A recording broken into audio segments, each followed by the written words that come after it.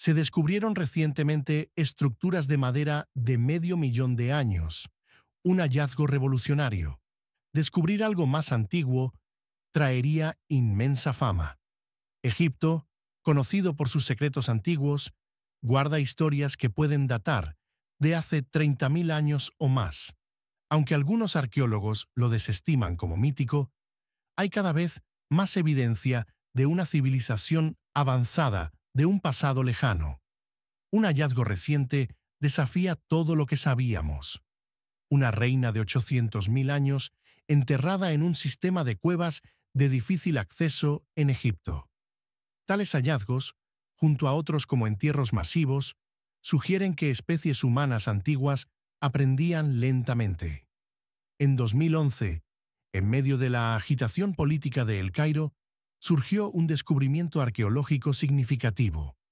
En lo profundo del Valle de los Reyes, un equipo descubrió Casinto 64, una tumba previamente desconocida.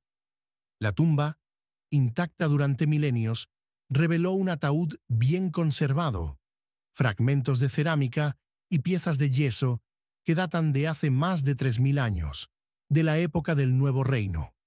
Esta tumba pertenecía a Namus Bastet, una mujer de alto rango del templo de Amún. Los expertos creen que Egipto aún oculta muchos más tesoros, desafiando la noción de que todos los descubrimientos en el Valle de los Reyes ya han sido realizados. El Valle de los Reyes, el delta del Nilo y otras partes de Egipto aún guardan secretos que esperan ser descubiertos.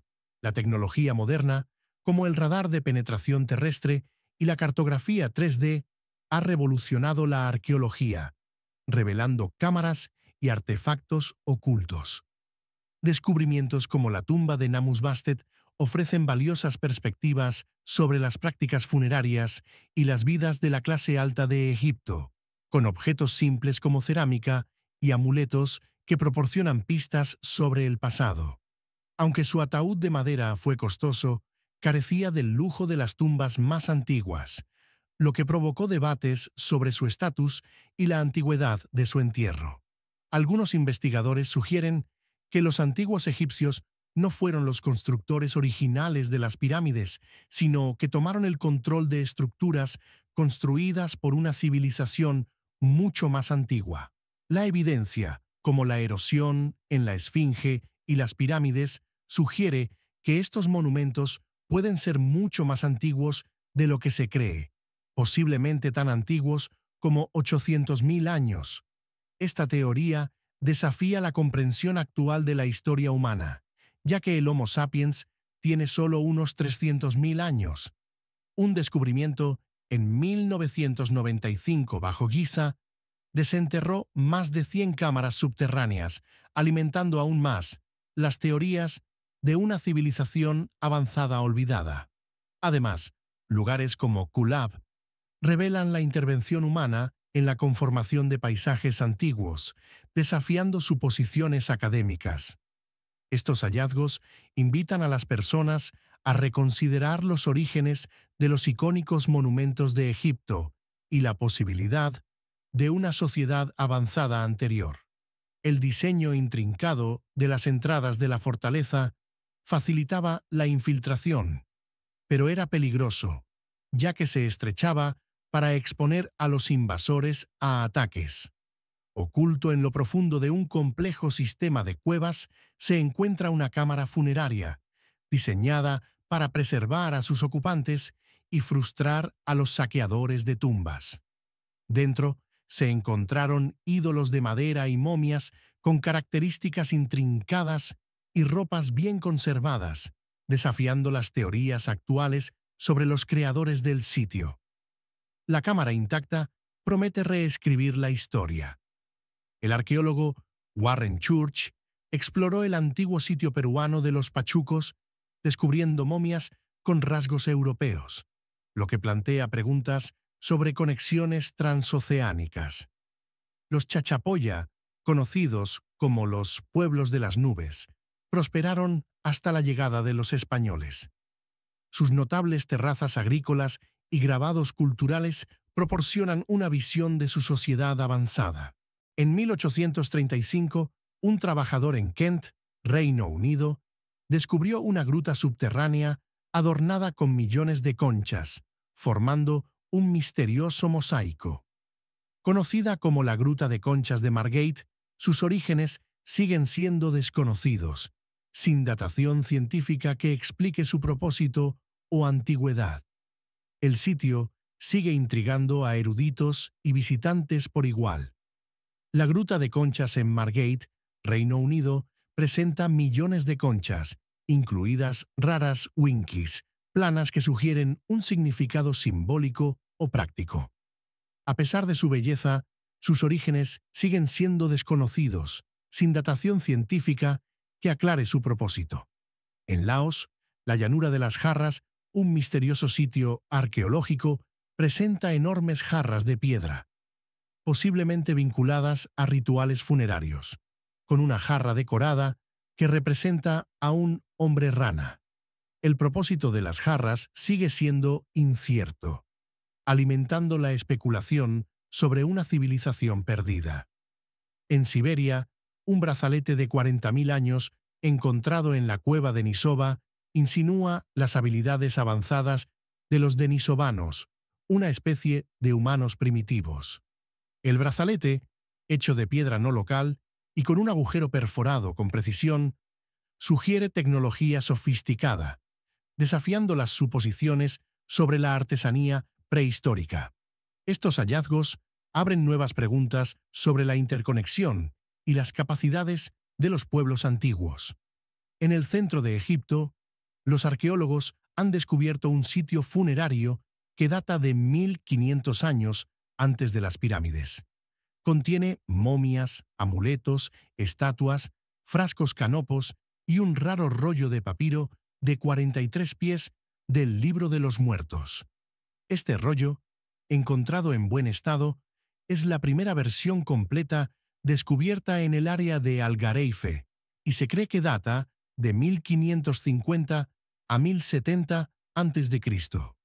El Libro de los Muertos, una antigua guía para navegar por la otra vida, varía entre copias, lo que hace que este hallazgo sea particularmente significativo. Otros descubrimientos incluyen frascos canopos, amuletos, utensilios de cocina, más de 25.000 estatuas Ushapti y ataúdes, incluido uno que pertenecía a Tadaisa, hija de un sacerdote prominente. Estos artefactos ofrecen perspectivas sobre las prácticas funerarias del antiguo Egipto que una vez fueron exclusivas de la realeza, pero que eventualmente se hicieron accesibles para todos.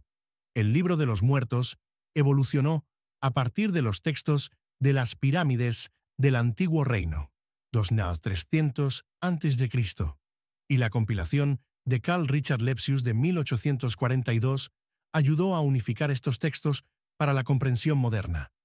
Aunque no existe una versión definitiva, este descubrimiento puede iluminar aún más el viaje de los antiguos egipcios a través de la otra vida. Durante la 13ª dinastía, el Libro de los Muertos se expandió más allá de la realeza, volviéndose accesible para cualquiera que pudiera pagarlo. Para el Nuevo Reino, 1539-1075 a.C., estaba ampliamente disponible, con versiones que variaban desde elaboradas hasta copias producidas en masa con espacios para el nombre del difunto. Su propósito seguía siendo el mismo: guiar a las almas a través del inframundo. En los rituales funerarios, los sacerdotes leían del Libro de los Muertos, incluyendo la ceremonia de apertura de la boca para despertar los sentidos del difunto. Los egipcios creían que después de la muerte, el alma seguía al dios Sol-Ra a través del inframundo, enfrentándose a monstruos como la serpiente Apep. El capítulo 7 del texto ayudaba al difunto a resistir los ataques de Apep. Después de esto, las almas llegaban a un laberinto de puertas, cada una de las cuales requería la recitación de pasajes específicos para pasar. La prueba final tenía lugar en la Sala de las Dos Verdades, donde se pesaba el corazón del alma contra la pluma de Maat, la diosa de la verdad. Una balanza equilibrada significaba pasar la prueba, mientras que un corazón pesado indicaba impureza, lo que llevaba a la condena. Los antiguos egipcios creían que todos los sueños, ya fueran agradables o aterradores, contenían mensajes para el soñador. A diferencia de las pesadillas modernas llenas de acción, la pesadilla egipcia más antigua registrada, que data de hace 4000 años, involucraba una intensa mirada. Geni, un egipcio, escribió a su padre fallecido alrededor del 2100 a.C., suplicando alivio de las pesadillas en las que el sirviente de su padre, Sani, lo miraba insistentemente.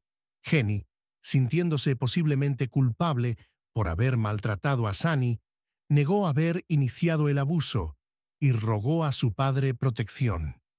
Esta carta es una de las primeras referencias a los sueños en los textos egipcios. Los egipcios a menudo escribían cartas a sus parientes fallecidos, dejándolas en tumbas o en ofrendas, pidiendo favores como resolver disputas o asegurar un buen parto. Soñar era muy valorado, ya que permitía el acceso a un reino oculto, creído como un espacio donde los muertos o los dioses podían comunicarse. Kasia Spakowska, autora de Behind Closed Eyes, Dreams and Nightmares in Ancient Egypt, señaló que los egipcios no veían los sueños como reflejos del estado mental del soñador, sino como signos de eventos futuros. Sus cabezales, que simbolizaban el horizonte, resonaban con la idea de renacimiento, alineando la cabeza del soñador con el camino del sol naciente. Los faraones egipcios a menudo utilizaban la reverencia del pueblo por los sueños como una herramienta política. Un ejemplo notable son las instrucciones de Amenemhat, escritas alrededor del siglo XX a.C., donde el faraón Senusret-Pindra sueña con su padre fallecido, quien comparte detalles sobre su muerte y ofrece consejos sobre gobernanza. Aunque la autenticidad del poema no es crucial, permitió a Senusret honrar a su padre y legitimar su propio reinado. Durante el nuevo reino, los faraones afirmaban recibir mensajes importantes de los dioses en sus sueños, a menudo para reforzar su poder político. Faraones como Amenhotep III y Merneptah supuestamente fueron visitados por dioses que les daban fuerza en batalla. Uno de los sueños reales más famosos involucró a la Gran Esfinge. Algunos investigadores creen que el complejo de templos alrededor de la Esfinge tenía un propósito divino, posiblemente relacionado con la resurrección del espíritu del faraón Jafra. Aunque han surgido varias teorías sobre los orígenes de la Esfinge, muchos egiptólogos desestiman la mayoría de ellas.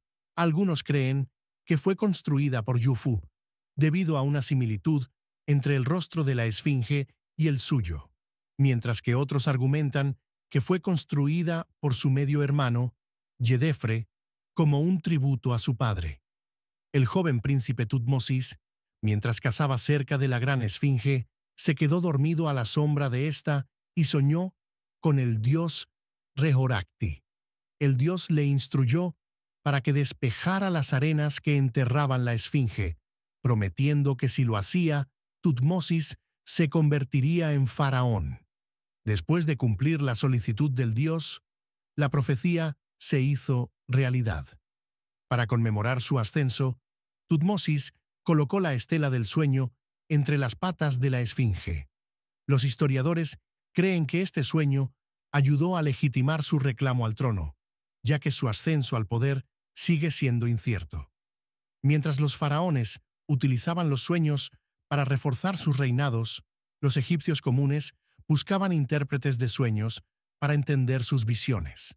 El papiro Chester Beatty, escrito alrededor del 1220 a.C., contiene un manual de sueños que lista 139 sueños favorables y 83 malos augurios.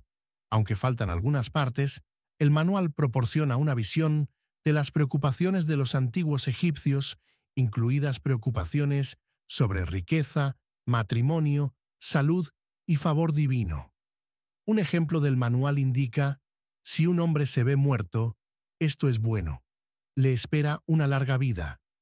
Los sueños eran altamente significativos en el antiguo Egipto, a menudo vistos como mensajes de los dioses, y la famosa frase «la vida no es más que un sueño» aparece en un himno funerario antiguo, reflejando la creencia de que la existencia terrenal es efímera en comparación con la otra vida.